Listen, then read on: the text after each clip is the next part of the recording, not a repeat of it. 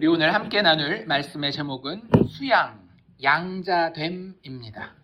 계속 제가 말씀드리지만 우리 구원의 서정이라고 하는 시리즈가 쭉 이어지고 있어요. 그래서 맨 처음에 우리가 했었던 것은 구원이 무엇인지에 대해서부터 시작을 했었죠. 그래서 구원이라고 하는 것은 사람이 노력해서 이룰 수 있는 게 아니라고 말씀드렸습니다.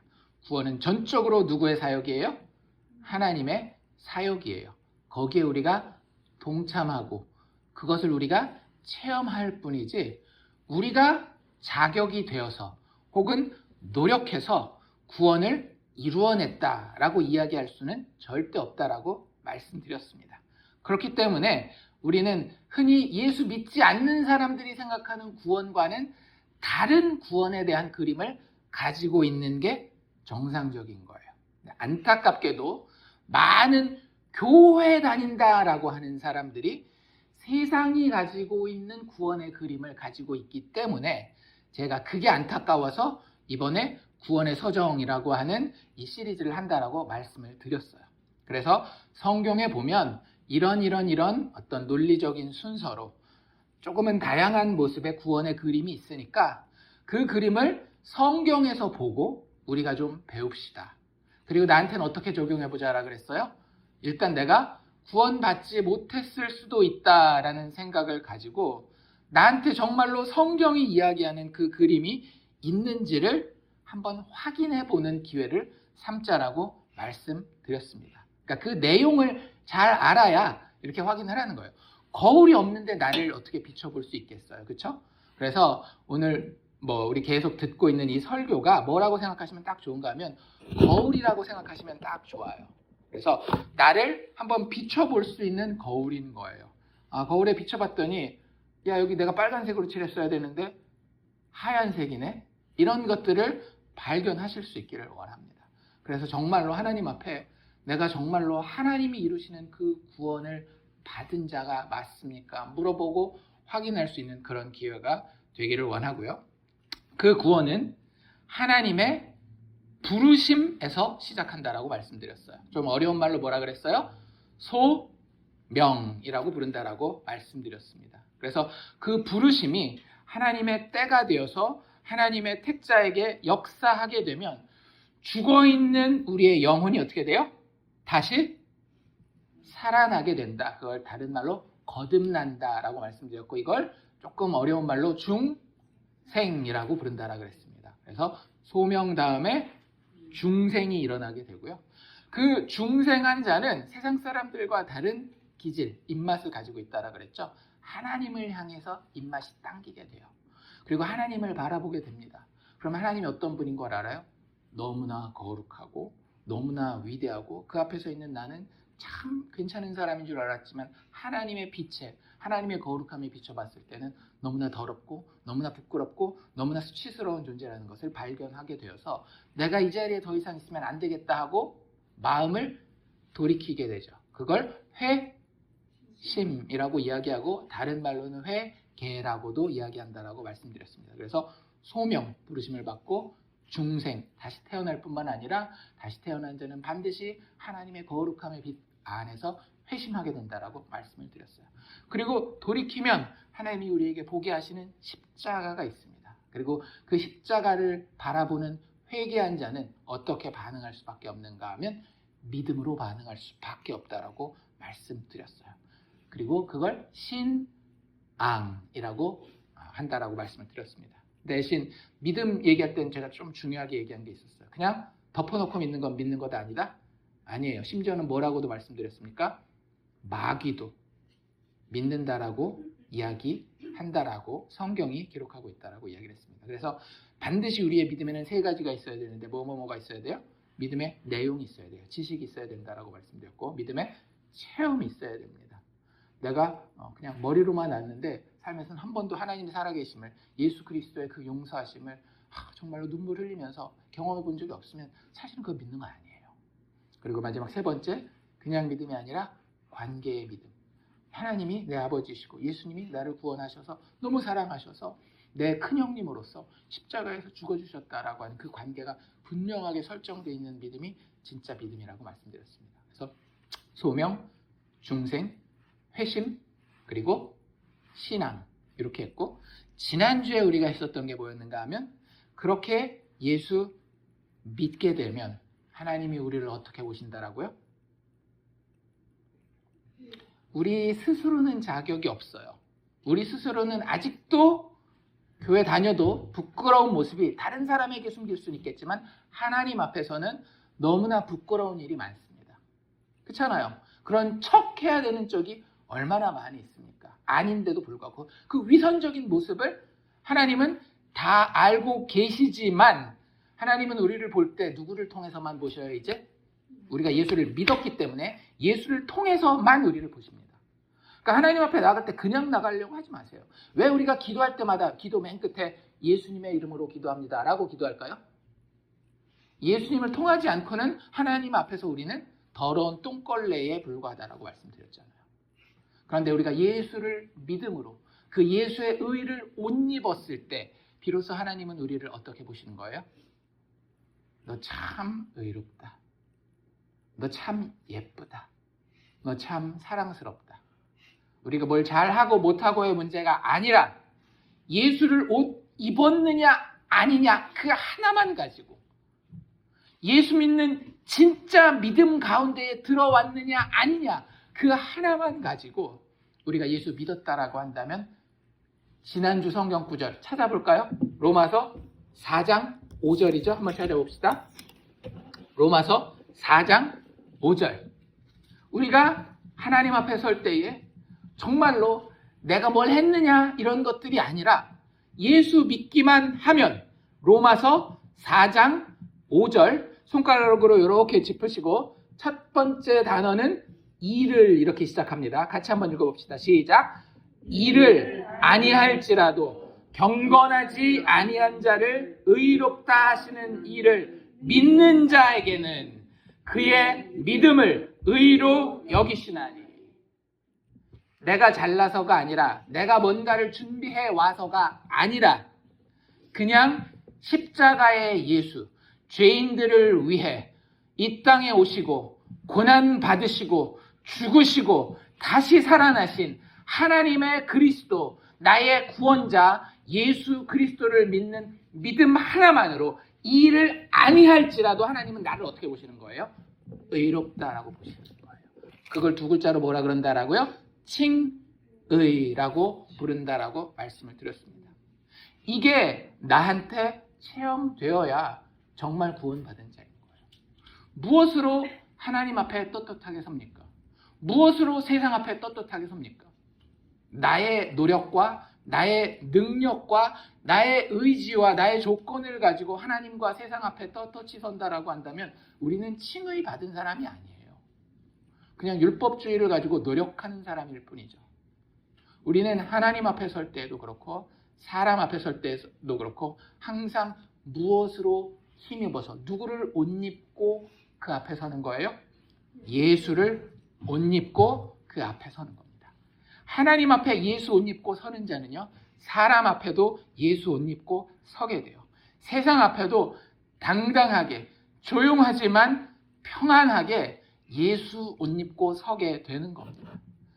자아가 너무 약해가지고 막 세상 사람들 앞에 막 마음이 떨리고 이런 것들, 예수를 옷 입으세요. 예수를 옷 입으세요.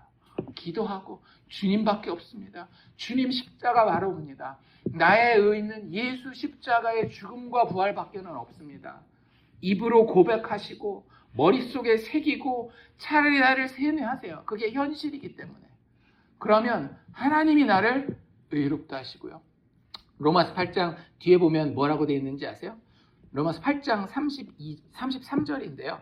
이렇게 써 있습니다. 한번 넘어가 보실까요? 로마서 8장 33절. 우리 15절에서 조금만 뒤로 가면 33절이니까 로마서 8장 33절입니다. 로마서 8장. 방금 본 데는 4장이었으니까 4장에서 조금만 넘기면 5장, 그 다음에 6장, 7장, 8장 33절입니다. 같이 읽으십시다. 시작. 누가 능히 하나님께서 택하신 자들을 고발하리요. 의롭다 하신 이는 하나님이시니. 누가 하나님의 택한 자를 고발하리요? 있다라는 거예요? 없다라는 거예요? 없다라는 거예요.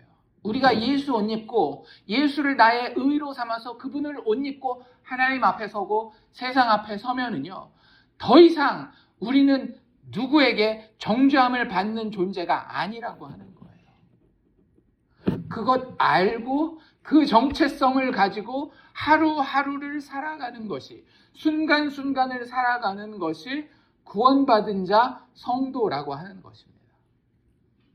예수 믿는 사람들이 왜 예배 드리겠어요? 예수 믿는 사람들이 왜 기도하고 예수 믿는 사람들이 왜 말씀 보는 거겠어요? 그 모든 종교적인 예식은 안 해도 돼요. 하지만 그것을 하는 이유는 그것을 통해서 누구 옷 입기 위해서 그러는 거예요? 예수 옷 입기 때문에 그러는 거예요. 그 옷이 우리 옛사람, 육체의 사람에게는 자꾸 맞지 않는 것처럼 보이기 때문에 우리가 세상을 살아가면서 월요일 살면 주일날 입었던 그 예수 옷을 자꾸 내려놔요. 그리고 내 잘남의 옷, 내 부끄러움의 옷, 내 돈의 옷, 내 명예의 옷을 자꾸 껴입는단 말이에요. 그때 하나님 앞에 기도하고 그때 말씀 보는 거예요. 그래서 세상의 옷을 다시 벗어놓고 뭐 입는 거예요? 예수로 옷 입는 거예요. 그게 기도 생활이고 말씀 생활이고 큐티 생활이고 주일날 예배 드리는 거예요. 다른 거 아닙니다. 그런 거 없이 우리가 이런 거 하면은요, 세상 사람들이 굿하는 거랑 똑같은 거예요. 우리에게는 하나님께서 예수로 옷 입히셔서 의롭게 하신 그 의가 있는 겁니다. 그걸 체험하면서 살아가는 사람이, 다시 말씀드리지만, 진짜 구원받은 사람이에요. 그 의 없는데도 아무렇지도 않은 것처럼 살아가고 그 의가 없어서 세상이 망할 것처럼 살아가는 사람들은 정말 구원받은 자들인지 자기 스스로 생각해 봐야 된다고 하는 거죠. 그래서 우리가 소명, 중생, 회심, 신앙, 칭의까지 했습니다. 그렇죠? 이제 뭐 할 차례냐면 오늘 설교 제목처럼 수양에 대해서 할 차례예요. 수양이라고 하는 것은 이게 한자이기 때문에 뭐 여러 가지를 의미할 수 있겠지만 이게 그렇죠. 양자됨을 받는 거예요. 내가 양자가 되는 겁니다. 어느 집안에 들어가는 거예요. 예수 믿는다라고 하는 것은 어느 집안의 양자로 들어가게 된다라는 겁니다. 구원받는다라고 하는 것은 그런 의미가 있어요. 한번 고민해 봅시다. 내가 고아원에 있다라고 한번 생각을 해보세요. 고아원에 있는데 내가 내 마음대로 내가 선택해서 누구네 집에 양자로 갈 수 있을까요? 없을까요? 안 돼요. 양자는 전적으로 자기를 택해주는 그 양아버지, 양어머니의 그 권리에 달려 있는 겁니다. 그렇죠? 똑같은 거예요. 우리가 영적으로 하나님의 아들, 하나님의 자녀가 되는 것은 주권이 누구에게 있다? 하나님에게 있는 거예요. 내가 하나님 아들 되었습니다 라고 어디 가서 얘기하고 다닐 때 얘기하십시오. 자랑스럽게 얘기하십시오. 근데 내가 잘났기 때문이 아니라 그거 다 누가 이루어주셨기 때문에? 하나님이 이루어주셨기 때문에 나의 잘남은 드러날 게 한 톨도 없다라고 하는 거예요. 제 얘기가 아니라 에베소서 1장 5절에 보면 하나님이 직접 이야기하셔요. 여기 아들됨에 대해서 이야기하는데 사도 바울이 에베소 교회에게 뭐라고 이야기를 하는가 하면 그의 기쁘신 뜻대로, 여기서 그는 하나님 아버지를 얘기를 하는 겁니다. 그의 기쁘신 뜻대로, 누구의 뜻대로? 그의 기쁘신 뜻대로, 아버지의 기쁘신, 내 기쁘신 뜻이 아니라 아버지의 기쁘신 뜻대로라는 거예요. 우리를 예정하사 예수 그리스도로 말미암아, 누구로 말미암아? 예수 그리스도로 말미암아. 나로 말미암는 게 아니에요. 제가 예전에 봤던 어떤 만화에서는 고아원에서 입양되기 위해서 얼마나 이쁜 짓 하려고 막 하는 그런 게 있었어요. 만화에서는 그렇게 막 이쁜 짓을 하니까 입양이 되더라고요. 그런 게 그게 영적으로는 안 돼요. 영적으로는 오직 누구로 말미암아? 예수 그리스도로 말미암아 하나님이 자기의 아들들이 되게 하셨으니, 우리가 하나님 아들 되는 것은 오직 하나님의 주권에 의해서 가능한 겁니다. 제가 다시 한번 읽어드릴게요. 하나님이 그 기쁘신 뜻대로 우리를 예정하사 예수 그리스도로 말미암아 자기의 아들들이 되게 하셨으니, 이게 우리가 하나님의 주권 가운데에 그분의 아들이 되게 되는 겁니다. 그래서 수양이라고 하는 것의 뜻을 제가 그 정의를 말씀드리면, 성령이 성도 안에서 하나님의 아버지 되심을 확증하고 확인해 주는 것, 이것을 수양자라고 이야기를 하는 겁니다. 그러니까 내가 막 생각하고 의식하고 공부해서 될 수 있는 게 아니라는 거예요. 반드시 누구의 역사가 있어야 되는 거예요? 성령의 역사가 있어야 됩니다. 삼위일체 하나님의 제3위 위격이신 성령의 하나님의 역사가 없이는 그 누구도 하나님이 아버지 되시는 것을 인식할 수도, 인정할 수도, 고백할 수도, 체험할 수도 없는 거예요. 그래서 제가 이것을 주권적인 하나님의 사역이라고 말씀드립니다. 하지만 성령께서 그 일을 어디서 하실까요? 우리 밖에서 하실까요? 우리 안에서 하실까요? 우리 안에서 하셔야 우리가 알아먹을 거 아니에요. 체험할 거 아니에요. 그렇기 때문에 이 수양 양자됨이라고 하는 것은 하나님의 주권적인 사역임에도 불구하고 동시에 어디서 누가 체험하는가 하면 내 안에서 내가 체험하는 거예요. 성도가 체험하는 거지 저 책에 써 있으니까 그렇다라고 하는 것은 하나님의 아들 된 게 아닙니다. 직접 내가 하나님이 내 아버지구나가 체험되어야 그 사람이 수양 양자 되었구나 라고 이야기할 수 있는 거지 나 신학 시간에 설교 시간에 이거 공부했으니까 이거 알아 라고 해가지고는 부족하다라고 하는 거죠. 그래서 사실 이 수양이라고 하는 것은 양자 된다라고 하는 것은 결과예요. 뭐의 결과인가 하면 믿음의 결과입니다. 그래서 믿음으로 이루어지는 게 사실 두 가지가 있거든요. 하나는 우리가 이미 배운 겁니다. 뭐예요? 믿음으로 의롭다함을 받는다. 칭의도 믿음으로 되는 것이고요. 또 하나 오늘 배우는 수양, 양자됨도 뭐로 되는 거예요? 믿음으로 되는 거예요. 그러니까 믿음이 얼마나 중요한지 아시겠죠? 그러니까 믿음 대충 생각하고 난 덮어놓고 교회 오래 다녔고 그냥 믿으라니까 믿습니다. 그래서는 절대 안 되는 겁니다. 반드시 지식이 있어야 되고요. 체험이 있어야 되고요. 관계가 있어야 되는 거예요. 정 목사가 왜 이렇게 저거 맨날 앵무새처럼 반복하나 라고 귀찮아하실지 모르겠지만 저는 그걸 이야기 안 할 수가 없어요.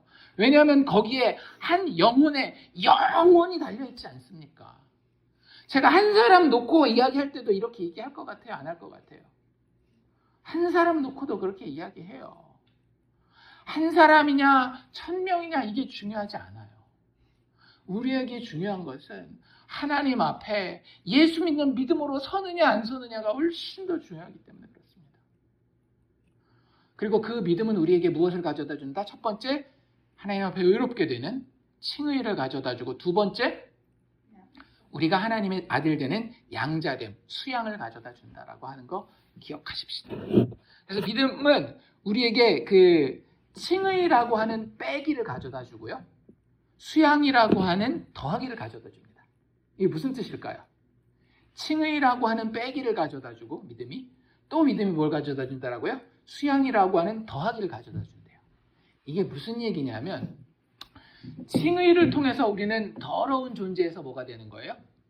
깨끗한 의로운 존재가 되잖아요. 그럼 나한테서 뭐가 없어지는 거죠? 더러운 죄가 없어지는 겁니다.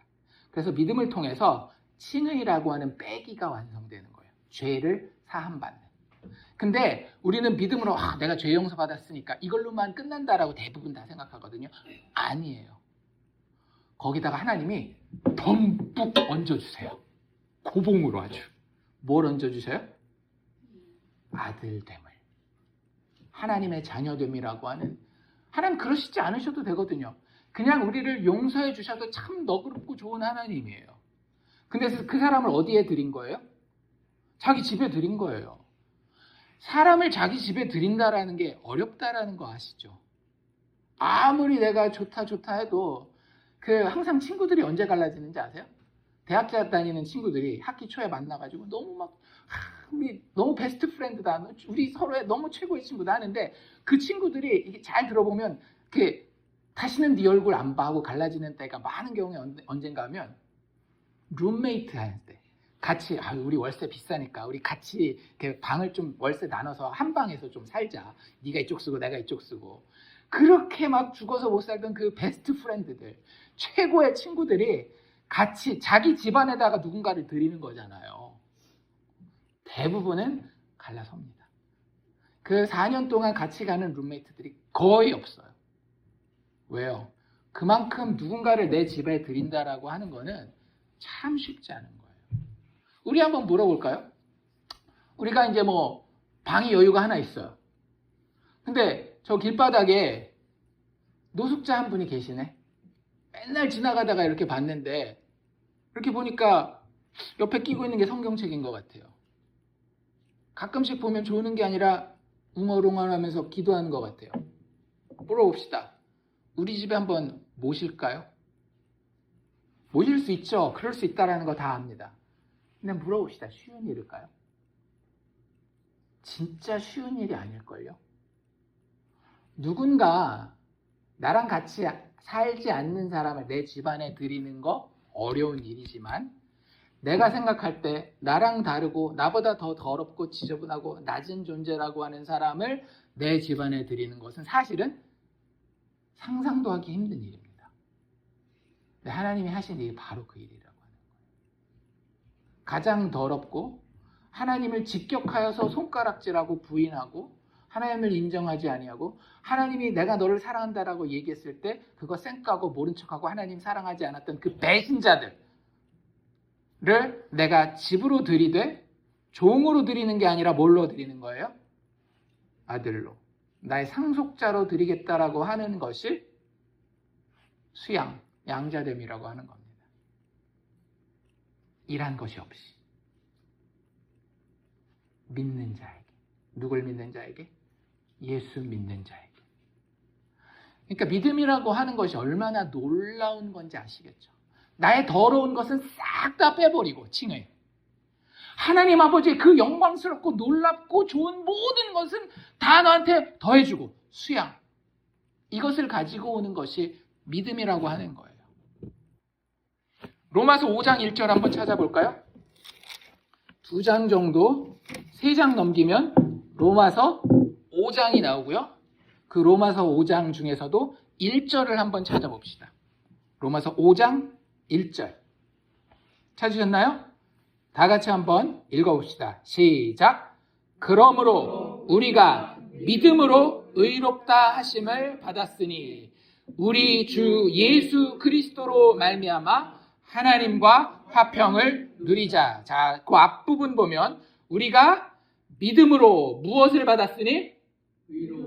의롭다 하심을 받았으니 두 글자로 칭의를 받았다라는 거예요. 맞죠?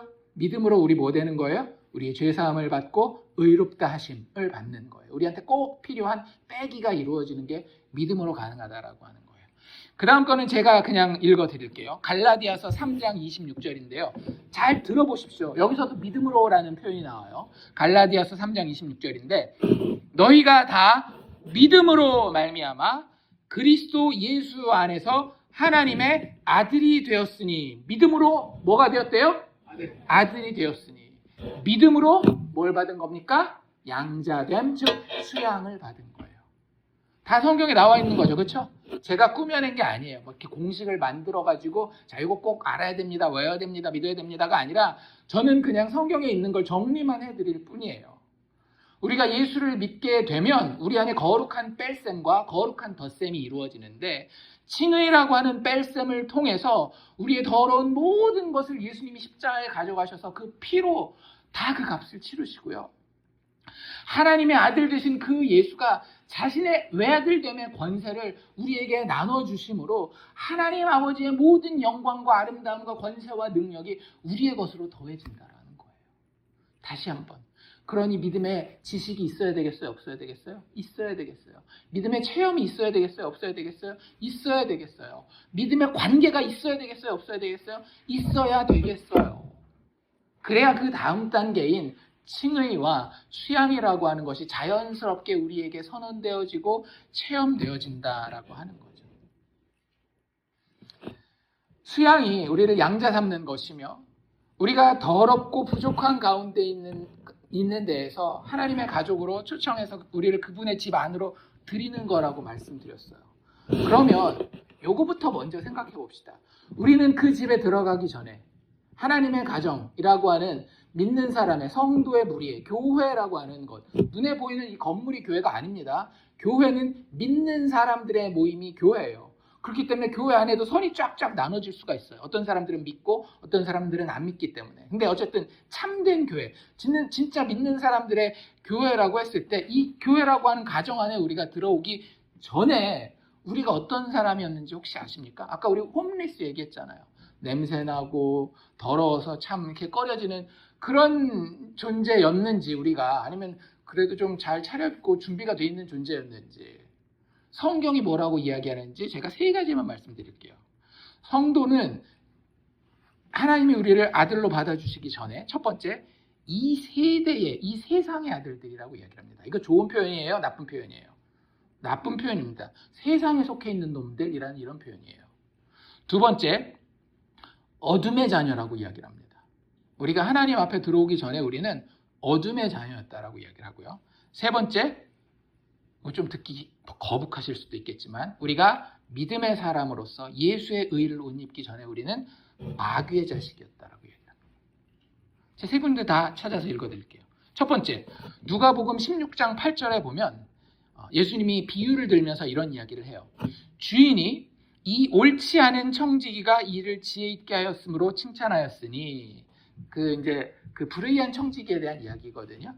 이게 나쁜 사람인데 머리를 잘 써가지고 위기를 극복한 그런 이야기가 나오는 게 있어요. 나중에 기회가 되면 설명을 해드리겠습니다. 어쨌든 거기 나오는 그 비유에 나오는 주인이 그 나쁜 놈이긴 하지만 똑똑하게 했었던 그 종을 칭찬하였으니, 그러면서 예수님이 그거에 대한 해설을 뭐라고 붙이는가 하면, 이 세대의 아들들이 자기 시대에 있어서는 빛의 아들들보다 더 지혜로움이라. 그러니까 하나님의 아들들을 빛의 아들들이라고 이야기를 하면서 그것과 반대되는 사람들을 뭐라고 이야기를 하는가 하면 이 세대의 아들들이라고 얘기를 하는 거예요. 이 세대의 아들들이 우리가 생각하는 막 살인하고 강도하고 도둑질하는 그런 사람들이 아니에요. 이 세대에 사는 사람들이 어떤 사람들인가 하면 세상에서 흔히 얘기하는 똑똑하고 열심히 살고 성공하고 잘 나가는 사람들을 이야기를 하는 겁니다. 근데 그게 우리였다라는 거예요. 하나님한테는 아무 관심 없고 이 세상에 먹고 마시고 돈 벌고 명예 가운데 사람들한테 칭찬받고 이런 것만 관심 있는 사람이 우리였다라는 거예요. 여러분들 생각해 보세요. 우리 집에 와서 뭔가 떡고물 얻어먹기를 원하는데 맨날 그 사람 하는 행동 보면 자기밖에 모르고 집에 드리고 싶겠어요? 안 드리고 싶겠어요? 안 드리고 싶죠. 꼴 보기 싫어서. 우리가 그런 존재였다라는 겁니다. 또 에베소서 5장 8절에 보면 이런 얘기를 합니다. 너희가 전에는 어둠이더니 이제는 주 안에서 빛이라. 빛의 자녀들처럼 행하라. 우리가 전에는 뭐였다라고요? 어둠의 자식들이라고요. 우리 진짜 음침한 놈들입니다. 하나님 없이는, 예수 없이는 그 속을, 겉으로는 얼마나 화장도 잘하고 다녀요. 막 옷도 얼마나 주일날 올 때마다 잘 입고 다녀요. 근데 속은 어두컴컴 시커먼 놈들이 있는 거예요. 다. 그게 다 접니다. 그리고 자기 딴에는 다 안다라고 하지만 사실은 눈이 캄캄하게 다 가려져가지고 진짜 진리를, 세상 사는 법을, 세상을 마무리하는 법을 알아요, 몰라요? 모르는 존재. 그 어둠의 자녀가 바로 하나님이 구원하시기 전에 나의 존재라는 거예요. 참 답답하죠. 그런 사람들 만나본 적 있으세요? 내가 이거 너무나 뻔한 건데 저 사람한테 그렇게 얘기를 해줘도 왜 이렇게 말귀를 못 알아듣는지, 왜 너 까막눈이냐 막 이런 얘기 하잖아요. 그 무슨 얘기예요? 어둠의 자식이란 얘기예요. 우리가 그런 상태에 있었다. 하나님 보시기에 너무나 답답하고 속에 시커먼 눈만 앉아있고 이런 상태였다라고 하는 거예요. 또 마지막 하나 뭐였어요? 마귀의 자식이라고 그랬죠. 진짜 그런 얘기가 나와 있어요. 요한복음 8장 44절에 보면은요, 예수님이 직접 하신 얘기입니다. 너희 아비 마귀에게서 났어요. 와, 너무 클리어하죠? 정확하죠? 분명하죠? 이럴 수도 있지 않을까가 아니라 그냥 분명히 대놓고 얘기하셔요, 예수님. 너희 아비 마귀에게서 났으니 너희 아비의 욕심대로 너희도 행하고자 하느니라. 우리한테 욕심이 있는 건 우리 아비가 누구기 때문에? 마귀이기 때문에. 마귀가 욕심쟁이거든요. 그러니까 우리한테 먹을 거 욕심, 재물 욕심, 성적인 욕심, 이런 욕심이 있는 거예요. 우리가 누구이기 때문에 원래 구원받기 전에, 하나님의 양자로 입양받기 전에 우리는 마귀의 자식이었기 때문에. 너희는 너희 아비 마귀에게서 났으니 너희 아비의 욕심대로 너희도 행하고자 하느니라. 그는 처음부터 살인한 자요. 야, 그럼 우리도 살인자의 피를 가지고 있는 거죠. 누구 미워해 본 적, 원망해 본 적 있으시죠? 그거 다 하나님의 기준에서는 뭐예요? 살인입니다. 그는 처음부터 살인한 자요. 진리가 그 속에 없으므로 진리에 서지 못하고 거짓을 말할 때마다 자기 것으로 말하느니. 항상 우리가 얘기할 때 누구 생각 얘기해요? 내 생각, 내 경험, 내 계산. 항상 그거 얘기하잖아요. 왜 그런 거예요? 우리 아비가 마귀였기 때문에 그런 거예요. 그 옛사람의 습관을 버리지 못하면요, 불쑥불쑥 믿는 자에게도 계속 나타날 수 있는 현상이 이런 것들입니다. 거짓을 말할 때마다 자기 것으로 말하느니 이는 그가 거짓말쟁이요 거짓의 아비가 되었습니다. 자, 우리가 뭐라고요? 하나님 믿기 전에, 하나님 앞에 구원받기 전에, 예수 붙들기 전에, 그 십자가를 알기 전에, 그 십자가를 통하여 의롭게 되기 전에 우리는 이 세대의, 이 세상의 아들들일 뿐만 아니라 어둠의 자녀요 마귀의 자식이었다라고요. 그러면 입장을 바꿔서 생각해 봅시다. 내가 하나님이에요.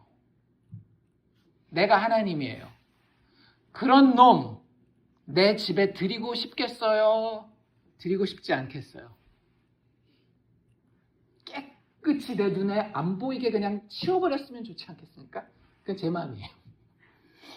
저는 그럴 것 같아요. 누가 맨날 우리 집 앞에 와가지고 너저분하게 있으면 직접 대구하기는 미안하면 경찰서에 미리 원래 전화해가지고 우리 집 앞에 수상한 사람이 있으니까 좀 치워주세요. 집에 들이기는커녕. 그러지 않겠냐고요. 저만 그러나요? 다들 그러실 거잖아요, 솔직히. 하나님은 똑같은 마음이 아니었겠어요? 우리가 천국 가야 되겠습니다. 교회 나와가지고 나는 천국 꼭 가야 되겠습니다, 주님. 그러면서 우리는 이 세상에 여전히 아들들로 서 있고 어둠의 자녀로 있고 마귀의 자식의 모습 가지고 교회 나와가지고 주님 난 꼭 그래야 되겠습니다 하면 하나님 입장에서 이것들 빨리 치워버렸으면 좋겠다. 다른 말로 성경은 그것을 심판이라고 얘기합니다. 심판하고 싶지 않으시겠냐라고요.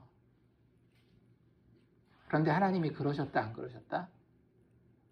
그러지 않으셨더라고요. 너무 고맙고 다행이지 않습니까? 하나님이 너 확 치워버린다. 그러지 않고 너를 내가 버리지 않고 내 집안으로 드리겠다라고 하는 거예요. 그게 구원받은 자들이 가지게 된 특권입니다.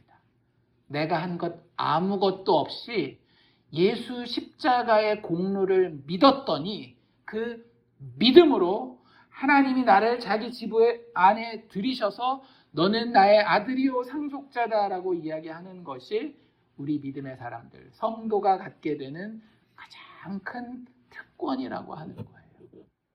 그래서 오늘 우리가 읽은 말씀 다시 한번 넘어와 볼까요? 8장 몇 절이었어요? 로마서 8장 15절이죠. 한번 다시 넘어와 봅시다. 로마서 8장 15절, 그렇죠? 다시 한번 읽어볼게요. 그 하나님의 아들로 입양되는 모습이 이 로마서 8장 15절에는 어떻게 그려지고 있는지 로마서 8장 15절 같이 읽습니다. 시작. 너희는 다시 무서워하는 종의 영을 받지 아니하고 양자의 영을 받았으므로 우리가 아바, 아버지라고 부르짖느니라. 아멘. 여기 보면 양자로 아무나 부름받는 게 아니라고 이야기하고 있습니다. 누가 하나님의 아들들로 부름받는다라고 이야기를 하고 있어요? 너희예요. 그쵸? 너희는 양자의 영을 받았다 이렇게 얘기를 하잖아요. 여기서 너희는 아무나를 이야기를 하는 게 아니에요. 로마서 8장은 사실은 굉장히 유명한 그 성경에서 가장 유명한 장 중에 하나입니다. 로마서 8장은 저는 어려서부터 아버지가 이거 맨날 외우라 그래가지고 아직도 기억나요. 로마서 8장 1절 2절 보면 그러므로 이제 그리스도 예수 안에 있는 자에게는 결코 정죄함이 없나니 이는 그리스도 예수 안에 있는 생명의 성령의 법이 죄와 사망의 법에서 너를 구원하였습니다. 해방하였습니다. 이렇게 외우고 그 하나님의 구원과 사랑의 감격에 대해서 쭉 끝까지 우리가 너무나 잘 알고 있는 28절 우리가 알거니와 하나님을 사랑하는 자 곧 그 뜻대로 부르심을 입은 자들에게는 모든 것이 합력하여 선을 이루느니라. 이게 다 로마서 8장에 나와 있는 거거든요. 그 문맥에서 너희라고 하는 말이 무슨 뜻이겠냐? 너희. 왜냐하면 여기 그렇게 얘기하고 있잖아요. 너희는 양자의 영을 받았다라고 이야기를 하고 있잖아요. 아무나를 이야기를 하는 게 아니에요. 가장 첫 번째 이 너희는 어디서 힌트를 볼 수 있는가 하면 제가 방금 읽어드린 1절에 넘어가면 나와 있습니다. 8장 1절을 한 장만 앞으로 딱 넘기시면 거기 이렇게 돼 있어요. 그러므로 이제 그리스도 예수 안에 있는 자에게는 결코 정죄함이 없나니. 누구에게는 결코 정죄함이 없대요? 그리스도 예수 안에 있는 자에게는. 그래서 8장 15절에 이야기하는 너희는 바로 이 사람들을 얘기하는 겁니다. 어떤 사람들? 그리스도 예수 안에 있는 자를 얘기를 하는 거예요. 아무나 하나님이 너희들 다 내 집에 들어와 그러지 않아요. 누구만? 그리스도 예수 안에 있는 자. 예수와의 관계가 너무너무 중요한 거 아시겠죠? 그 다음에 또 하나, 너희라고 하는 걸 표현하는 또 다른 여러 가지 표현이 있을 수 있겠지만 14절, 우리가 15절 읽었잖아요. 그렇죠?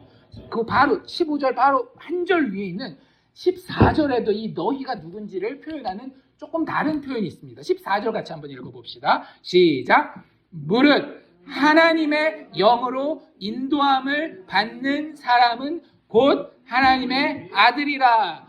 누가 하나님의 아들이라고요? 하나님의 영으로 인도함을 받는 사람. 하나님의 영을 두 글자로 성령. 성령으로 인도함을 받는 사람. 아들 예수를 믿는 자, 그 안에 있는 자. 그게 8장 1절에서 얘기를 했던 거고요. 8장 14절에서는 하나님의 영이신 성령으로 인도함을 받는 자. 그러니까 삼위 하나님과 관계가 있는 거예요. 그냥 모르는 사람이 아니라 내가 이제는 예수 안에 있고 성령의 인도하심을 받는 사람을 오늘 15절에서 너희라고 이야기하는 겁니다. 너희. 그 사람이 어떤 영을 받았다라고요? 양자의 영. 하나님이 집에 들이신다라는 거예요. 그 사람을. 우리가 그냥 노력하고 우긴다고 되는 게 아니라고 하는 거죠. 정말로 십자가 바라보고 내가 예수 안에 나의 모든 전인격을 던져 맡깁니다. 예수 안에 있으면서. 그게 내 힘으로 되지 않는다라는 것을 알기 때문에 성령의 인도하심을 늘 받기 원해서 그 성령의 인도하심을 체험하는 자들. 그런 사람들을 사도 바울이 여기 자기 믿음의 형제로 알고 너희라고 하는 아주 친밀한 표현을 쓰고 있는 겁니다. 그런 사람들이 일단 아닌 게 있대요. 뭐가 아니래요? 다시는 15절입니다. 너희는 다시 무서워하는 종의 영을 받았다, 안 받았다? 안 받았다. 무서워하는 종의 영은 이제 우리랑은 상관없어요. 이게 무슨 뜻일까요? 무서워하는 종의 영. 일단 그 뒷부분부터 먼저 봅시다. 종의 영을 받았대요. 이게 뭐랑 반대되는 거예요? 지금 종의 영의 반대는 양자의 영, 아들의 영이었잖아요. 그렇죠? 양자의 영과 반대되는 게 바로 이 종의 영입니다. 양자의 영은 누구 안에 있어요? 예수 안에 있고 누구의 인도함을 받아요? 성령의 인도함을 받는 거예요. 그거의 반대, 이 양자의 영을 받은 반대는 종의 영이거든요. 종은 누구 안에 있는 거예요? 마귀 안에, 내 안에, 세상 안에 있는 거예요. 그러면 세상 안에서 세상의 원리는 뭡니까? 열심히 노력하면 성공하고 노력 안 하면 실패하고 이걸 뭐라 그러는가 하면 한자어로 들어보셨겠지만 인과응보라고 얘기를 합니다. 들어보셨죠? 인과응보. 내가 행한 대로 그 업보를 받는다라는 거예요. 열심히 노력하면 노력한 대로 대우를 받고 실패를 하면 실패한 대로 무시를 받고 이게 세상 안에 속한 자예요. 그 사람은 누구의 영에 이끌릴까요? 마귀의 영, 세상의 영에 이끌려서 사는 거예요. 늘 세상의 뉴스가 이야기하는 대로, 세상의 드라마가 이야기하는 대로, 세상의 가요가 이야기하는 대로, 세상 친구가 이야기하는 대로 생각하고 말하고 행동하고 판단합니다. 그걸 종의 영을 받은 자라고 얘기를 하는 거예요. 그렇기 때문에 이 사람은 늘 인과응보에 대해서, 세상 뉴스도 다 마찬가지잖아요. 뉴스에 좋은 얘기 나오면 이 사람 이렇게 해서 이렇게 성공한 겁니다. 안 좋은 얘기 나오면 이런 나쁜 점이 있었기 때문에 이렇게 건물이 무너진 겁니다. 얘기하잖아요. 이것도 다 사실은 무슨 얘기냐면 인과응보 얘기거든요. 근데 인과응보는 사실은 성경에 그 용어는 안 나와요. 근데 성경적인 용어로 인과응보를 바꾸면 뭔지 아세요? 율법주의. 인과응보가 성경적인 표현으로는 뭐다? 율법주의라는 거예요. 종의 영을 받은 사람은요, 율법주의를 가지고 살아가는 겁니다. 율법주의가 뭐죠? 하나님 앞에서 내가 이만큼 했으니 이만큼 받아야 되지 않겠습니까? 하나님 앞에서 내가 이만큼 잘못했으니까 내가 이렇게 벌 받겠네? 생각하는 순간 그 마음이 어떻겠어요? 두렵죠? 하나님이 나를 벌하실 텐데. 그거예요. 율법주의의 영을 받은 사람들은 무서워하는 종의 영을 받았다라고 이야기하는 이유가 이거 이야기를 하는 겁니다.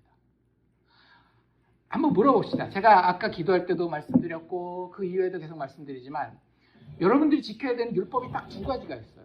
구약의 율법이 정말 많지만 몇백 가지가 있지만 예수님이 그걸 딱 두 가지로 요약하셨습니다. 이건 아시죠? 이 정도는 아셔야 됩니다. 첫 번째 뭐예요? 하나님 사랑. 두 번째 이웃사랑이란 말이에요. 근데 이 정도만 하면 웬만큼 지킨 것 같잖아요. 제가 여러분들이 절대 이 율법을 못 지키도록 거기다가 예수님이 말한 걸 더 해볼게요. 내 마음을 다하고 뜻을 다하고 힘을 다하고 정성을 다하여 주 너의 하나님을 사랑하라. 지키셨어요? 못 지키셨어요? 지키셨어요? 못 지키셨어요? 솔직하게 정직하게. 저는 못 지켰습니다. 주님 사랑한다라고 고백도 하고 눈물도 흘리고 소리 질러서 찬양도 하지만 마음을 다하고, 마음은 무슨 다해요? 무슨 뜻을 다해요? 힘을 다해요? 제가 사역하다가 쓰러진 적이 한 번이라도 있습니까? 정성을 다해요? 정성을 다했으면 지금 이 정도 각 맞아가지고 되겠어요? 예배 드리는 장소에서? 솔직히 말하면 여기 있는 그 누구도 정목사도 마음을 다하고 뜻을 다하고 힘을 다하고 정성을 다하여 주 너의 하나님을 사랑하지 않았어요. 율법 지키지 못했단 말입니다. 하나님이 벌 하시는 게 맞아요? 벌 안 하시는 게 맞아요? 벌 하는 게 맞는 거예요. 하나님이 나를 쳐서 내 다리가 부러져도, 하나님이 나를 쳐서 나의 경제적인 상황이 힘들어져도 아무 할 말 없는 게 누구예요? 나예요. 그렇기 때문에 율법주의에 있으면 내가 번뜩번뜩 뭐 하나님 앞에 잘못한 거 있을 생각이 날 때마다, 설교, 제대로 된 설교, 회개하라라는 설교 들을 때마다 항상 마음 가운데 어떤 마음이 들까요? 무서워하는 마음이 들 수밖에 없어요. 기도원 다니고 막 이러면서 막 집 팔고 이런 사람들 중에 아닌 사람들도 물론 있지만 정말 많은 사람들이 굿 팔는데 막 돈 갖다 막는 것처럼 이거 내가 하나님 앞에 안 하면 벌 받을 것 같아서 무서워하는 양자의 종이 아닌 종의 영을 가지고 그렇게 하는 사람들이 부지기수라는 거예요. 그거 구원받은 증거다? 아니에요. 집 한 채가 아니라 집 10채를 갖다 바쳐도 그거 구원받은 증거가 아닙니다. 왜냐하면 너희는 다시는 무서워하는 종의 영, 즉 율법주의의 영을 받지 않았기 때문이라고 분명히 이야기하잖아요. 그거 내가 노력한다라고 되는 건 아니에요. 하지만 내가 정말 구원받은 사람이라고 한다면 내가 무서워하고 율법주의로 뭔가 해보고 하나님 앞에 내세워보려고 할 때마다 이 말씀 기억할 겁니다. 너희는 다시 무서워하는 종의 영을 받지 아니하고. 그래. 이스라엘 사람이 율법주의죠. 그건 나중에 얘기하죠. 이스라엘 사람은 내 이야기예요. 이스라엘 사람 손가락질하는 사람마다 이스라엘 사람보다 더 못한 사람이에요. 이건 분명히 아셔야 됩니다. 그래서 이 율법주의의 마음을 가진 것이 내 마음에 딱 들어올 때마다 진짜 구원받은 사람은 내가 받은 영은 그 영이 아닌데 라는 경각심이 생겨요. 무슨 얘기인지 아시겠죠? 예수 믿는다라는 증거는 교회 예배 빠지지 않고 나오고 새벽 기도 막 참석하고 11조 내고 성경 지식을 많이 가진 데서 드러나는 게 아니라 내가 율법주의로 빠지고 있을 때에 말씀이 생각나는 사람이 진짜 구원받은 사람이라고요. 어떤 말씀이? 너희는 다시 무서워하는 종의 영을 받지 아니하였다라는 이 말씀이 번뜩 생각나야 돼요. 아 그래 내가 왜 근데 두려워하고 있지? 내가 왜 하나님 앞에 잘한 거 가지고 자랑하고 있고 못한 거 가지고 저 쥐구멍 들어가려고 그러지? 이게 됐으면 나는 무서워하는 종의 영을 받지 아니하고 무슨 영을? 양자의 영을 받았구나 이렇게 깨닫게 되는 거예요. 아시겠죠? 그게 확인되어야 한다라고요. 그걸 내가 외우고 노력하고 나 그래라고 막 주장하고 다니는 게 아니라 나에게 그런 순간이 왔을 때 내가 의지하지도 않았고 내가 의도하지도 않았고 내가 노력하지도 않았는데 내 마음 가운데에 성령의 인도하심 가운데에 그래 나는 다시 무서워하는 종의 영을 받지 아니하고 양자의 영을 받았으므로 내가 아빠 아버지라고 부르짖어야지. 이게 구원받은 증거라고요. 이해가 되시겠어요? 내가 노력하는 게 아니라 성령의 인도하심을 그저 체험하고 감사할 따름이라고 하는 거예요. 우리는 양자의 영을 받았습니다. 더 이상 종의 영에 묶여서 정말로 무서워하고 그 사슬에 묶여있는 그런 인생 살지 마세요. 목사라고 하는 내가 목사한테는 잘 보여야 되는데 그런 사슬 종의 영에 묶이지 마시고요. 내가 세상 사람들한테는 그래도 이 정도는 우리 집이 잘 나간다라고 보여야 되는데 이런 세상 사람들의 눈에 사슬에 그 종되는 것에 묶이지 마세요. 그냥 나는 누구만 바라보면 되는 거예요? 예수 그리스도만 바라보면 되는 거예요. 예수 그리스도 예수 안에 있는 자 하나님의 영 성령의 인도함을 받는 자가 되어서 너희는 다시 무서워하는 종의 영을 받지 아니하고 양자의 영을 받았으므로 이 말씀 묵상하고 체험하고 살아나시기를 바랍니다. 영적으로 죽어있는 자리 말고 예수 그리스도의 무덤을 이기고 부활하신 그 생명을 그 영원한 생명을 지금부터 체험하는 게 구원받은 자라고 하는 거예요. 그리고 그렇게 하나님의 양자의 영을 받아서 하나님의 아들이 된다라고 하는 것은 정말로 놀라운 특권임을 아시길 바랍니다. 기복주의 얘기하는 거 아닙니다. 내가 이제 하나님 자녀가 됐으니 건강해질 거고 일도 잘 풀릴 거고 그럴 수도 있고 아닐 수도 있기 때문에 그거를 우리의 기준으로 삼으면 안 돼요. 우리는 어떤 특권을 받았는가 하면 그 특권이 이렇게 나와 있잖아요. 우리가 하나님을 이제는 아빠, 아버지라고 부르질 수 있는 그 특권을 받은 거예요. 세상 사람들은요 마지막에 몰리잖아요. 그럼 어떻게 합니까? 대부분 자기 목숨을 끊습니다. 그게 대기업 회장이라 할지라도. 우리 그런 이야기들 종종 듣잖아요. 몇 년 전에도 맨하탄 높은 고층 빌딩에서 세상적으로 봤을 때는 엄청 성공했었던 사장님이 있었어요. 근데 경제가 휘청휘청하니까 사람들한테 욕먹고 근데 부자는요 망해도 3년 간대잖아요. 제가 봤을 때는 그 사람 욕 좀 먹고 사표 내고 해도 평생 살 수 있었던 사람인 것 같아요. 근데 그 사람 진짜 끝까지 밀리니까 어떻게 했을까요? 어디 누구 갈 데가 없는 거예요. 그 높은 빌딩에서 뛰어내려서 죽었어요. 근데 우리는 끝까지 몰려도 내 뒤에 누가 계셔요?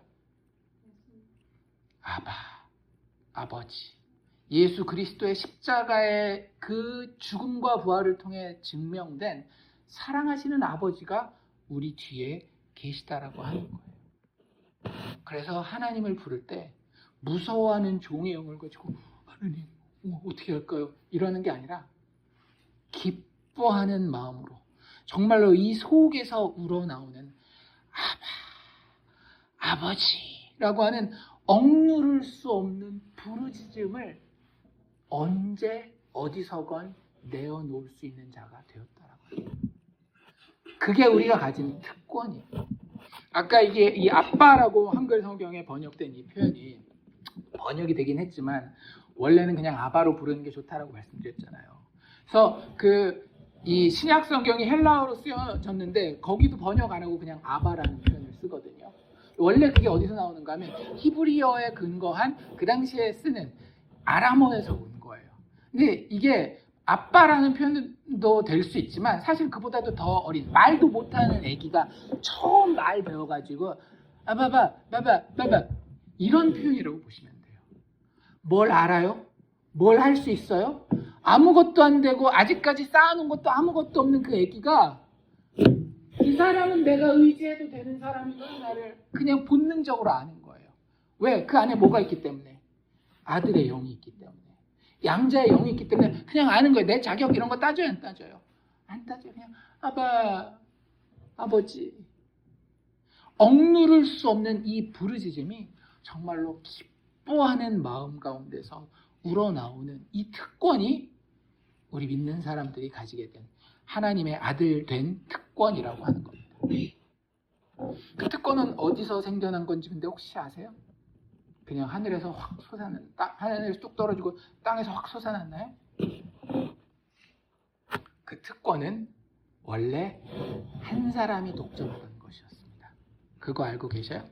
하나님께 아바, 아버지라고 부를 수 있는 사람은 사실은 원래 한 명이었어요. 누구예요? 예수님밖에 없어요. 그래서 우리가 예수님을 부를 때 이런 얘기 했던 거 기억나세요? 하나님의 독생자 예수 그리스도. 독생이 무슨 뜻이에요? 외아들이라는 뜻이에요. 하나만 태어났다. 하나님에게서 난 유일한 아들, 하나밖에 없는 아들이 예수님이었고, 예수님과 하나님은 정말로 뗄래야 뗄 수 없는 아버지와 아들의 너무나도 친밀한 사랑의 관계를 가지고 있었어요. 그리고 그 친밀한 사랑의 관계 때문에 예수님은 언제건 아버지를 부를 때마다 아바, 아버지라고.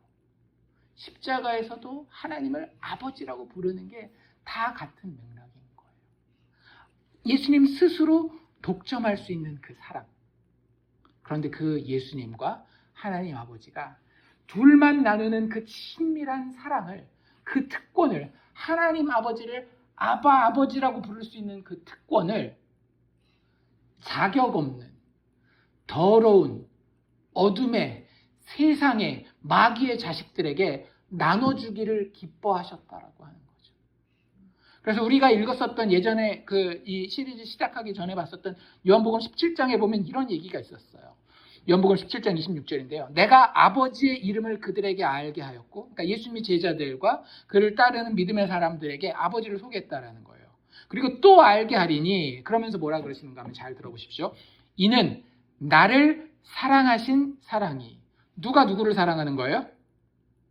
하나님 아버지가 예수님을 사랑하신 그 사랑이, 나를 사랑하신 그 사랑이 그들 안에도 있고, 여기서 그들은 누구예요? 믿는 사람. 예수님의 제자들을 이야기하는 겁니다. 하나님과 독생자 예수가 나누는 그 사랑이 그들에게만 있는 게 아니라 어떻게 되는 거예요? 넘쳐나서 누구에게까지? 믿음의 사람들에게까지. 나를 사랑하신 그 사랑이 그들 안에 있고 나도 그들 안에 있게 하려 합니다. 예수님이 그 사랑을 우리에게 있게 하기 위해서는 십자가에 올라가셨어야만 했어요. 그리고 거기서 수치를 당하시고 고통을 당하시고 죽으셔야 됐습니다. 뭘 나누기 위해서? 아바, 아버지라고 하는 양자들, 아들됨의 특권을 우리와 나누기 위해서. 그래서 성경에 보면 우리가 아들 되었다라는 표현을 그렇게 많이 쓰는 거예요. 그냥 아들, 딸 되었다라는 표현을 써도 되지만 예수님이 누구였기 때문에, 하나님의 아들이었기 때문에 너희가 바로 예수님의 그 자리에서 하나님의 사랑을 받을 것이다. 왜? 예수님이 그 아들됨의 자리에서 그 자리를 포기하고 내려와서 이 땅에서 고난받고 수치당하시고 십자가에서 마침내는 죽으셨기 때문에 그 아들의 자리, 독생자의 자리에 우리가 누가 들어갈 수 있게 되는가 하면 우리가 들어갈 수 있게 됐다라고 하는 거예요. 그냥 감정적으로 하나님이 그래 너 아들 한번 해봐, 그게 아니라 하나님은 자기 아들을 잃었기 때문에 우리를 아들이라고 부를 수 있었던 거예요. 우리가 그 사랑을 받은 겁니다. 그래서 그 십자가 바라보면서 예수님을 너무 귀하고 감사하게 생각하면서 하나님을 향해서 아바, 아버지라고 부를 수 있는 거예요. 마치 예수님이 아버지를 그렇게 부르셨던 것처럼. 큰아들의 희생으로 탕자였던 우리가 하나님의 가족으로 회복되는 겁니다. 탕자 이야기 아시나요? 탕자의 비유 어디에 나오는지 혹시 기억하시나? 누가복음 15장에 집 나간 둘째 아들 탕자 이야기가 나와요. 근데 원래 그 누가복음 15장에 보면 탕자 이야기만 나오는 게 아니라 비유가 3개가 나옵니다. 사실은 똑같은 걸 이야기하는 거거든요. 첫 번째 비유는 뭐냐면 잃은 양의 비유. 혹시 그거 기억나세요? 어떤 목자가 있었는데 양 100마리 중에 한 마리를 잃어버리잖아요. 그러니까 어떻게 해요? 99마리를 놔두고 한 마리 찾으러 가요. 목자가 찾으러 갑니다. 두 번째 비유는 뭐냐면요. 10드라크마의 비유예요. 어떤 여자가 10드라크마가 있었는데 그 중에 하나를 잃어버려요. 그래서 어떻게 해요? 집을 아주 그냥 다 뒤집어 놓죠. 그래서 한 드라크마를 찾아서 잔치를 벌입니다. 잔치값이 더 들었겠어요. 배보다 배꼽이 더 컸겠어요. 근데 거기도 드라크마를 잃었을 때 누군가가 찾으러 간단 말이에요. 세 번째 비유가 제가 말씀드린 잃어버린 아들, 탕자의 비유거든요. 그러면 아들을 잃어버렸어요. 첫 번째는 100개 중에 하나 잃어버렸으니까 꼭 찾으러 가야 되나? 근데 거기 찾아가러 가는 사람이 있었단 말이죠. 두 번째 비유 중에 10개 중에 하나 잃어버렸으니까 찾으러 가는 사람이 있어야 됐고 그 여자가 직접 찾으러 갔단 말이에요. 근데 세 번째 비유는 탕자의 비유는 아들이 몇 밖에 없었어요. 아들이 100명도 아니고 10명도 아니고 2명밖에 없었단 말이에요. 그러면 아들이 돌아오긴 합니다. 근데 원래 제대로 된 그림이라면 어떻게 돼요? 누군가가 이 아들 찾으러 가서 머리끈을 붙들고 찾아와야 되는 거 아닙니까? 근데 참 재밌게도 탕자의 비유에는 찾으러 온 사람이 있어요? 없어요? 없어요. 집에 가서 누가복음 15장을 눈 씻고 찾아보십시오. 그 잃어버린 탕자를 찾으러 온 자가 없어요. 그 잃어버린 탕자는 그 시대에 누구였는가 하면요. 그 설교를 듣고 있었던 죄인들을 이야기를 하는 거예요. 세리들, 창녀들, 도적질한 자들 이런 사람들 있잖아요. 그걸 누군가는 가서 찾아와야 되는데 탕자 비유는 의도적으로 예수님이 찾으러 가는 사람이 없게 만들어 놓은 겁니다. 원래 그거 찾으러 누가 가야 되는데 하나님은 잘 알고 잘 믿는 첫째 아들 역할을 해야 되는 그 당시에 종교적으로 존경받는 바리새인들이 갔어야 되는 거였어요. 갔다고요? 안 갔다고요? 바리새인들은 창녀들이랑 세리들이랑 밥도 같이 안 먹었어요. 그러니까 이 탕자가 돌아올 길이 있는 거예요? 없는 거예요? 없어요. 그 이야기의 설명은 안 돼 있지만 사실은 그 이야기에 들어가야 될 그 아들 찾으러 가야 되는 사람이 그 이야기에 누가복음 15장에는 나와 있었습니다. 누구였을까요? 그 말씀을 하시는 예수님이 큰아들로서 그 이야기의 큰아들은 어땠어요? 저 나쁜 놈의 새끼. 그렇잖아요. 아버지 유산이나 미리 받아가지고 가가지고 다 낭비해버리고 흥청망청 써버린 놈. 그 큰아들은 바리새인들처럼 그 작은 아들이 집에 오는 걸 반가워하지 않았지만 예수님은 어땠어요? 그 흙묻고 때 묻은 죄악으로 가득한 이 세상에 직접 큰아들이지만 내려오셔서 내 재산, 내가 물려받을 유산을 누구랑 나누는 거예요? 이 막 나가던 망나니 탕자랑 나누겠다라고 이 땅에 오신 거예요. 그래서 예수님이 자기를 소개하기 위해서 마지막 비유에는 니들이 안 해? 그래서 내가 했어. 찾으러 간 사람 그 이야기에서 찾지 말고 나를 봐. 내가 그 죄인들 찾으러 온 큰 형님이야 라고 이야기하시는 거예요. 우리가 그렇게 하나님의 가정으로 초대받은 겁니다. 그냥 우리가 뭐 잘나가지고 하나님이 그냥 로맨티스트라 가지고 아버지라고 한번 불러봐 아니라고요. 거기에는 예수 그리스도의 처절한 대가 치름이 있었어요. 자기가 치르지 않아도 되는 어려움과 수치와 부끄러움과 고통과 죽음이 있었기에 우리가 비로소 하나님을 아버지라고 예수님과 똑같이 부를 수 있게 된 거라고요. 얼마나 귀한 특권인지 아시겠어요? 그냥 길 가다가 너 불쌍하니까 얘다 이거나 먹으라고 100불짜리 20불짜리 던져준 그게 아니에요.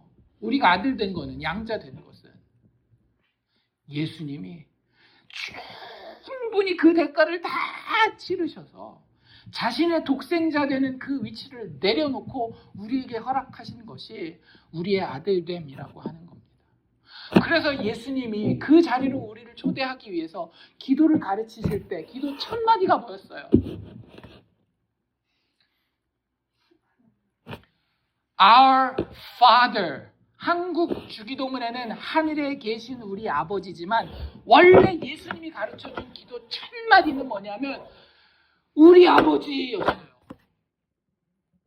잘 생각해 보세요. 잘 생각해 보세요. 그게 가능해요? 우리 아버지라고 하는 건 예수님이 지금 그 기도 가르쳐주고 있잖아요.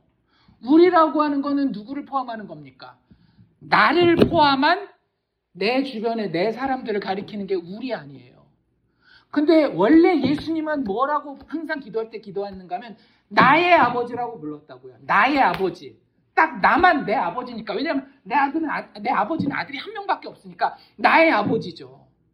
근데 예수님이 우리를 위해 죽으셔서 우리의 큰형님이 되심으로 얘들아 우리 같이 하나님을 부를 때는 이제는 나의 아버지라고 부르지 말고 뭐라고 부르자는 거예요.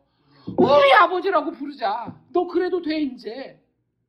그래서 주기도문이 우리 아버지 이렇게 시작하는 거예요. 하늘에 계신 우리 아버지.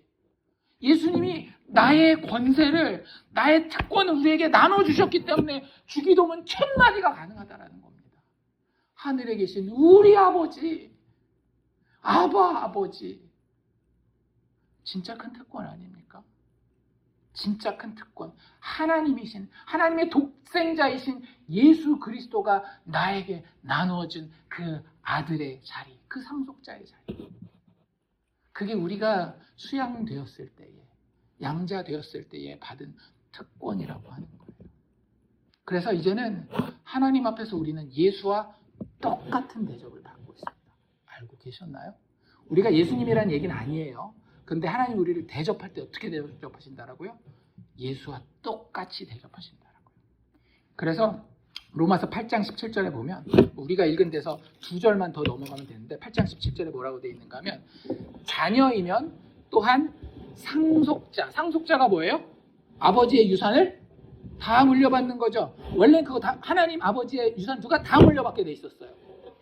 예수님이 혼자 다 물려받게 돼 있었어요. 독생자니까. 아버지의 영광과 아버지의 아름다움과 아버지의 지혜와 아버지의 능력과 아버지의 나라와 모든 것을 하나님 아버지에게서 예수님이 독생자로서 다 상속받게 되어 있는데 우리를 그와 똑같은 자녀 삼으시면서 자녀이면 또한 상속자, 곧 하나님의 상속자요 그리스도와 함께한 상속자니 우리가 그와 함께 영광을 받기 위하여 고난도 함께 받아야 할 것입니다. 그러니까 우리가 예수 믿으면서 불편하고 어려운 거 있어도 이거 다 누가 이미 다 받으셨던 거예요. 예수님이 받으셨던 거예요. 그러니까 예수 믿는 사람들이 이 땅을 살아가면서 고난을 이겨낼 수 있는 겁니다. 내가 잘났기 때문이 아니라 내 큰형님 예수와 함께 하나님의 모든 것을 상속할 것을 알기 때문에. 더 나아가서 고린도전서 6장 2절도 읽어드릴게요. 성도가 세상을 판단할 것을 너희가 알지 못하느냐. 와, 성경에 이런 게 있었어요? 여기서 판단이라는 단어는 심판이랑 똑같은 단어입니다. 제가 그 단어로 바꿔서 읽어볼게요. 누가? 성도가, 믿는 사람이, 하나님의 아들 된 사람이 세상을 심판할 것을 너희가 알지 못하느냐. 원래 세상을 심판하는 건 누가 하는 거예요? 하나님이 특별히 아들 예수를 왕좌에 앉혀서 예수가 하는 일이 세상을 심판하는 거란 말이에요. 근데 여기 뭐라고 나와있어요? 고린도전서 6장 2절입니다. 궁금하면 집에서 꼭 찾아보십시오. 성도가 세상을 심판할 것을 너희가 알지 못하느냐. 우리가 세상을 심판한다라고요. 우리가 잘나서 니들은 그렇게 살았어 나는 깨끗하게 살았는데 이런 거 얘기하는 거 아니에요. 예수 그리스도의 보혈 공로 의지하고 예수 붙들고 있을 때에 예수께서 공평하고 정의롭게 온 세상을 마지막에 심판하실 때 우리가 그 보좌에 같이 앉아 있는 것을 이야기하는 것이긴 하지만 그래도 예수가 있는 그 자리에는 다 누가 같이 있는 거예요? 하나님의 아들 된 우리가 같이 있으면서 예수의 대접을 그대로 받는 겁니다. 예수와 함께 상속자가 되어서 세상을 심판하고 하나님의 나라와 모든 것을 유업으로 같이 받게 되는 것이 양자 되는 특권이라고 하는 겁니다. 진짜 놀라운 특권을 우리는 받은 거예요. 이 자리에 어떻게 들어간다라고요? 믿음을 통해서. 믿음으로 예수와 신비로운 연합 가운데에 들어간 성도의 특권이 바로 이 양자됨이라고 하는 겁니다. 그래서 사도 요한은 요한일서 3장 1절과 2절에서 이렇게 이야기를 합니다. 보라! 얼마나 강조하고 있는지 아시겠죠? 성경 쭉 쓰다가 갑자기 중요한 게 나오니까 야야야 정신 차려! 똑바로 봐! 보라! 그리고 뭐라고 얘기를 하는가 하면 아버지께서 바로 사도 요한 뭐라고 불러요? 하나님을? 하나님이라고만 부르는 게 아니라 아버지 그냥 바로 불러버리는 거예요. 얼마나 그 양자의 영이 충만하게 갔는지 아시겠죠? 보라! 아버지께서 어떠한 사랑으로 우리에게 베푸사 하나님의 자녀라 일컬음을 받게 하셨는가. 이게 체험되십니까? 이게 마음속에 체험되시냐라고요. 그러면 양자됨을 체험하고 계시고 구원받은 겁니다. 근데 이 고백이 없어요. 보라, 아버지께서 어떠한 사랑을 우리에게 베푸사 하나님의 자녀라 일컬음을 받게 하셨는가. 내가 십자가를 보니까 어찌 저런 사랑으로 나를 사랑하셔서 그 자격 없던 자리에서 하나님의 가정으로 불러서 예수와 함께 나를 상속자 아들 삼으셨을까. 이런 감격이 있느냐 말이에요. 우리가 그러하도다. 사도 요한이 분명히 얘기해줘. 우리 그 감격이 있다. 우리 그 감격이 분명히 있다. 믿음의 사람들끼리 그게 서로 확인되는 거예요. 야, 저 사람 정말 예수 사랑하는 게 보이는구나. 종교 생활하는 거 말고 예수 사랑하는 게 저 사람에게 보이는 거예요. 그거 보이려고 막 노력하는 겁니까? 안 하는 거예요. 심지어는 오른손이 하는 거 왼손이 모르게 하는 이런 정도로 모르게 하는데도 저 사람 예수 사랑하는 거 맞아. 그게 성도가 서로 교통하는 겁니다. 우리가 그러하도다. 그러므로 세상이 우리를 알지 못함은 그를 하나님을 아버지로 알지 못함이라. 사랑하는 자들아, 우리가 지금은 하나님의 자녀라. 장래에 어떻게 될지 아직 나타나지 아니하였으나 우리가 인생의 내일은 알아요 몰라요? 그거 모릅니다.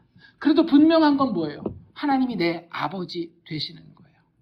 우리가 지금은 하나님의 자녀라. 장래에 어떻게 될지는 아직 나타나지 아니하였으나 그가 나타나시면, 이건 분명 우리 믿음 가운데 있는 겁니다. 예수 그리스도 죽고 다시 사신 그분이 하늘에 승천하셔서 다시 오리라 약속하셨어요. 그래서 그분이 다시 나타나시면 우리가 그와 같을 줄을. 우리가 누구와 같을 거래요? 예수님과 똑같을 거래요. 아까 얘기했던 거죠. 예수와 함께 상속자가 된다라는 거. 하나님이 예수를 대접하는 그 대접이 나를 대접하는 대접이 될 것이고, 예수가 하나님을 향해서 독생자로서 사랑했었던 그 사랑이 내 안에 아버지를 사랑하는 그 사랑이 될 것이고, 그와 같을 거라는 거예요. 그가 나타나시면 우리가 그와 같을 줄을 아는 것은 그의 참 모습 그대로 볼 것이기 때문에.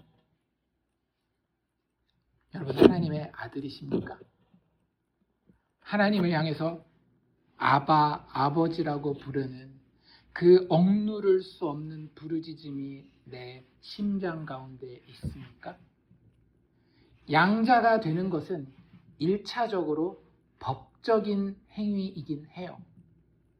하지만 하나님의 가정에 예수와 똑같은 아들로 입양되는 것은 법정적인 선언만으로는 부족합니다.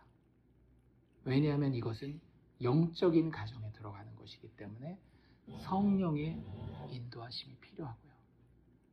하나님 아버지 측에서의 법적인 선언, 너는 내 아들이다 라고 하는 것뿐만 아니라 동시에 뭐가 같이 일어나는가 하면 내 마음에서 하나님을 향하여 아버지라고 하는, 나도 어떻게 주체할 수 없는 하나님을 향한, 아버지를 향한 신뢰와 사랑의 고백이 있게 될 수밖에 없다라고 하는 겁니다.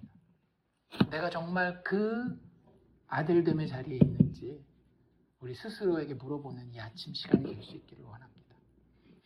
나의 신앙인이라고 하는 신앙인으로서의 이 삶은 과연 나의 판단과 나의 결정과 세상을 향한 두려움과 눈치 보는 것에 의해서 주도되는 무서워하는 종의 영을 받은 상태에서의 삶을 살고 있는지, 아니면 세상의 모든 풍파가 있고 세상의 모든 좋은 것이 나를 유혹한다 할지라도 아버지 손잡고 아버지가 나를 꼭 안아주시는 것을, 예수 안에서 나를 안아주시는 것을 알아서 예수 십자가의 시선을 고정하고 성령의 증언하심을 통해서 아버지가 나를 사랑하시는가, 나를 정말로 내 마음에서 분명하게 느끼고 체험하여서 아버지라고 부를 수 있는지 우리 스스로를 점검해 볼 수 있기를 원합니다.